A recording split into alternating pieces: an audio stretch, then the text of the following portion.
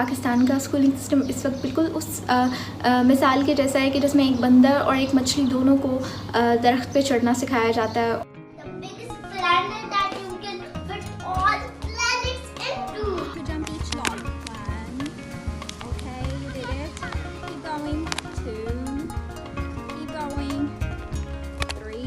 मेरा नाम अंबर बतूल है और मेरा ताल्लुक़ लाहौर से है।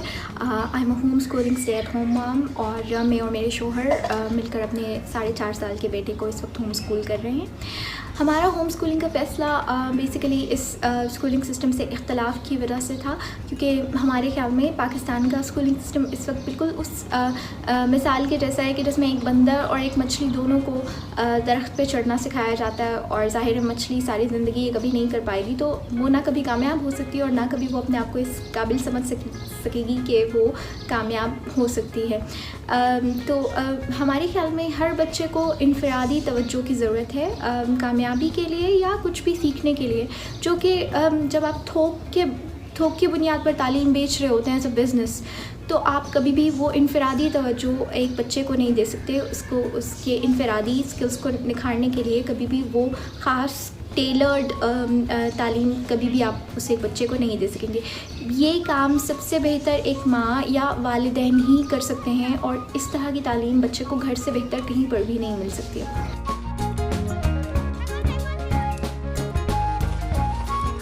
तो उसके लिए फिर हम लोगों ने वाइल्ड स्कूलिंग और प्ले बेस्ड लर्निंग और एक्टिविटी बेस्ड लर्निंग को मुनासिब समझा है। हमारे दिन में कोई ख़ास पैटर्न नहीं है जो हम फॉलो कर रहे हैं। जैसे स्कूल्स में मुख्तलिफ़ पीरियड्स होते हैं, किसी दिन हम ज़्यादातर हम वही पैटर्न फॉलो करते हैं जो मूसा करना चाहता है।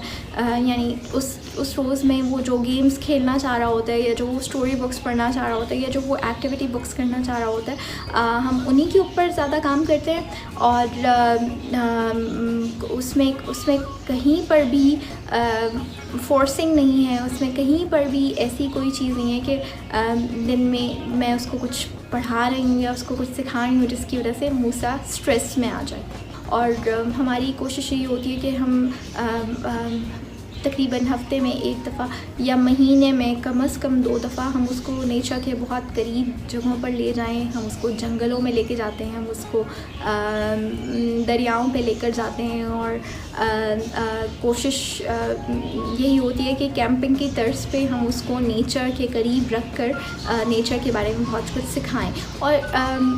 और मज़े की बात यह है कि इसमें हमें खुद से कुछ ज़्यादा नहीं करना पड़ता। सवालात उसी की तरफ से आ रहे होते हैं। बहुत सी चीज़ों के बारे में हमें ऑलरेडी पता होता है, वरना हम अपनी जो हम लोगों ने एक छोटी सी इसके लिए लाइब्रेरी बनाई हुई है, हम उससे मदद लेते हैं। और उस लाइब्रेरी में भी हम उसको पढ़ाई की तर्ज पे उसके जहन में सारी चीज़ें नहीं डाल रहे, बल्कि हमारी जो छोटी सी लाइब्रेरी हमने बनाई है उसमें या तो एक्टिविटी बुक्स हैं या फिर स्टोरी बुक्स हैं।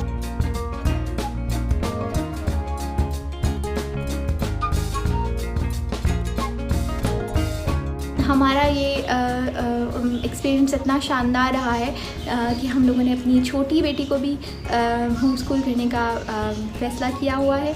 और मेरे ख़्याल से घर में रहकर बच्चे की ज़रूरियात के हिसाब से करिकुलम को डिज़ाइन कर और उसको स्ट्रेस से निकाल कर बेहतरीन तरीके से तालीम देने के अलावा हमारे पास कोई और तरीका नहीं है कि जिसमें हम एक ऐसी जनरेशन बनाएं जो फॉलोअर्स की जनरेशन ना हो बल्कि लीडर्स की जनरेशन हो। और घर में रहकर पढ़कर स्ट्रेस से दूर रहकर पढ़कर ही हम ऐसी जनरेशन बना सकते हैं।